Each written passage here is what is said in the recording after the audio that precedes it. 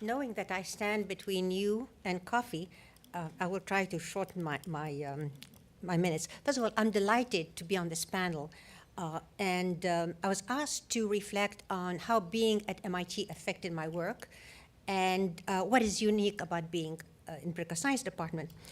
I think on the contributions of the environment to my own work, I'll give you just one example. Early on, decades ago, I was able to appreciate the work of three then senior colleagues, Hayward Alker, Lincoln Bloomfield, and Ithiel Poole. And I began to think about how one would extend, utilize, and enrich what one learns from them. Decades later, I developed an interactive knowledge networking system that was applied to the domain of sustainable development and operated in Chinese, Arabic, English, and Spanish. Now, with apologies for horn tootin', I will share with you the tootin' and the horn because this system has the first patent in the history of MIT from the School of Social Science and Humanities. And you might want to ask, well, why a patent? Because I had no clue what I was doing. I was operating on what I thought would be the right thing to do, and there was no peer in the social sciences for this. Moving on to what is unique about being a political scientist at MIT, I think I'll put it in terms of 4 bullets that have been really significant. One is engaging in multidisciplinarity. That it's enriching and there's an encouragement for that.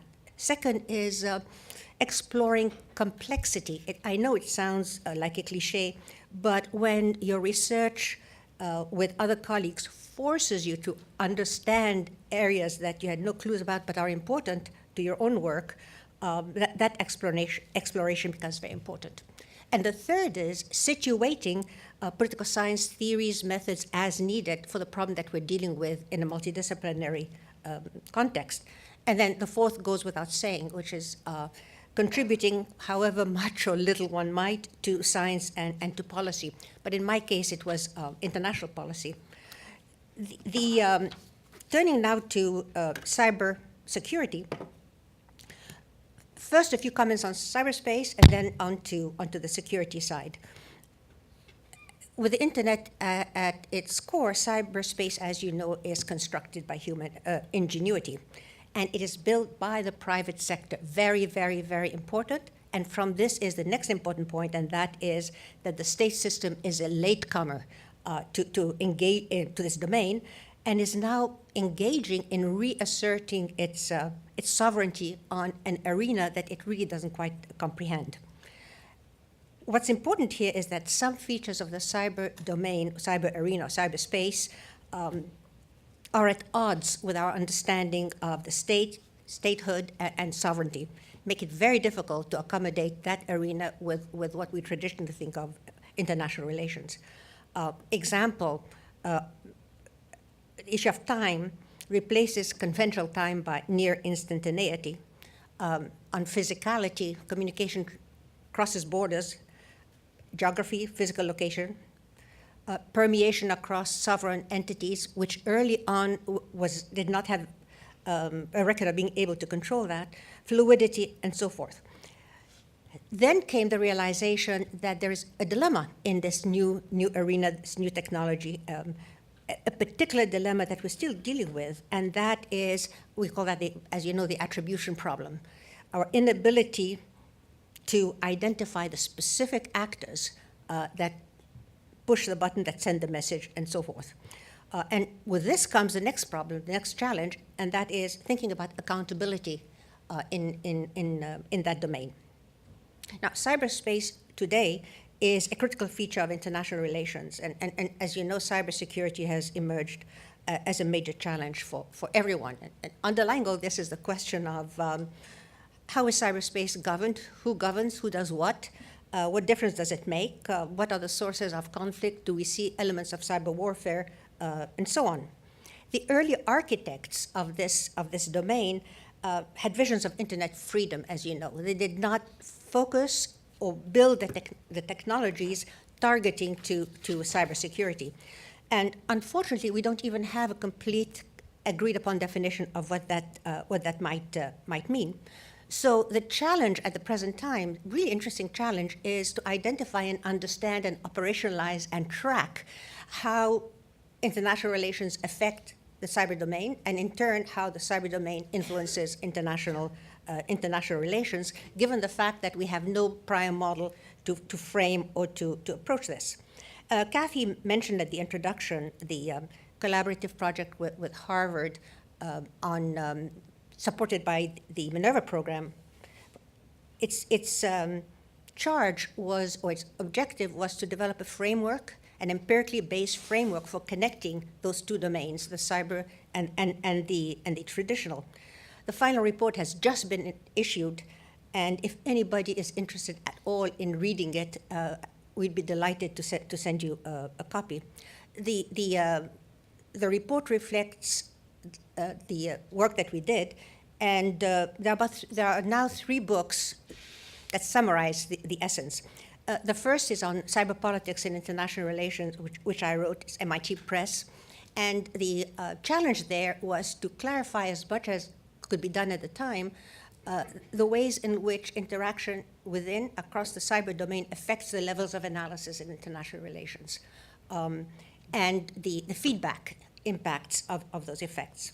The second book is by David Clark, who's a computer scientist, and myself, and we tried to track down the co-evolution of changes in the cyber domain and changes in international relations, and complete the framing of the connections between those two domains. And the way we did this is by proceeding with the most obvious idea of all, but it took us 2 years to figure out that obvious idea. And that is to look at the intersection of the levels of analysis in international relations, our bread and butter, and the layers of the internet, which is of the internet architecture, which is the equivalent of the bread and butter among computer scientists that work on this. That intersection and the matrix that comes out of this, that is generated, allows us to identify the actor, the actions, the impact, and so forth, in a mapping of the static relations. Question then becomes, well, if this is viable, can we validate it in some fashion with empirical data? And can we transform the static representation of the joint cyber IR domain now into a dynamic one? And it's in that context that we began to focus on cybersecurity. But by the time we got to that, it was well into the research project. I've got 55 minutes to go. And the leapfrogging to where I want to end now is to highlight where I think the relevant research is at this point in the domain of cybersecurity. And I would suggest that maybe we should reconsider and develop further what we now have as a control point analysis of control points in the physical system and in the international relations system, to figure out what is it that we may want to control for security purposes and why, how to impose any control should we wish to control.